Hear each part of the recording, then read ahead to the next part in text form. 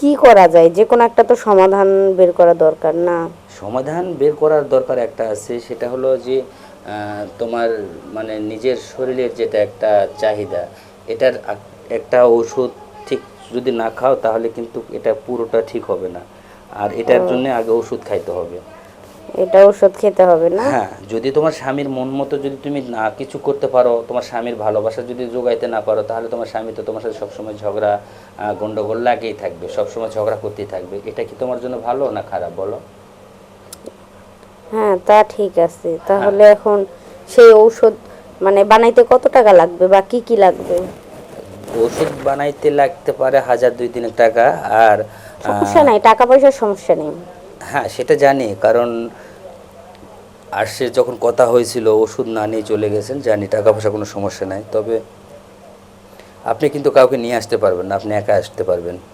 আচ্ছা আচ্ছা, একা সমস্যা নেই। এসে আপনার আপনার আপনার যে চিকিৎসা, আপনার যেটা প্রয়োজন সেটা আপনাকে নিয়ে যেতে হবে। আর আপনাকে কিছু মানে পরীক্ষা দেব, এই পরীক্ষাটা আপনি যদি ঠিকভাবে করতে পারেন তাহলে আপনাকে মানে সাকসেসফুল হবেন।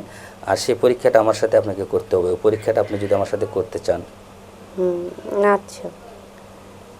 আমি কি বলছি, আমার কথা মনে আছে আপনার? হ্যাঁ, কথা মনে আছে। আর বুঝতে পারছি আমি আমার সংসার ঠিক করার জন্য সব কিছুই করতে পারি। আসলে এটা কিন্তু সম্পূর্ণ একটা মানে নিজের মধ্যে দিয়ে থাকতে হবে। আর এখানে কেউ জানবে না, কেউ বুঝবে না। যদি সবাইকে জানিয়ে যদি কোনো কাজ করা হয় তাহলে কিন্তু সেই কাজের কোনো ফল আসবে না। আর এটা বললে, মানুষকে বললে কিন্তু মানুষ অনেকটা খারাপ ভাববে, কারণ এই যুগ কিন্তু এখন কবিরাজকে বেশি বিশ্বাস করে না, এটা জানা আছে। হ্যাঁ, তা তো জানি। আমি কিন্তু অনেক কবিরাজের কাছে গেছি, টাকা পয়সা দিছি অনেক, কিন্তু কেউ কোনো কাজই করতে পারে নাই। এই কিন্তু 3 মাসে বহুত কবিরাজের কাছে গেছি, কিন্তু কিন্তু লাস্ট কবিরাজেরা, টাইম মনে করেন আপনার ঠিকানা পেয়ে আপনার কাছে গেছি। হ্যাঁ, শুনছি আপনি নাকি অনেক ভালো, তাই। কিন্তু কবিরাজেরা কিন্তু কোনোদিন মানে ফাউল করে না বা কোনো ভেজাল করে না, ঠিক আছে? আর এই ভেজালটা কিন্তু আমি কখনো করতেও দেব না বা করবও না।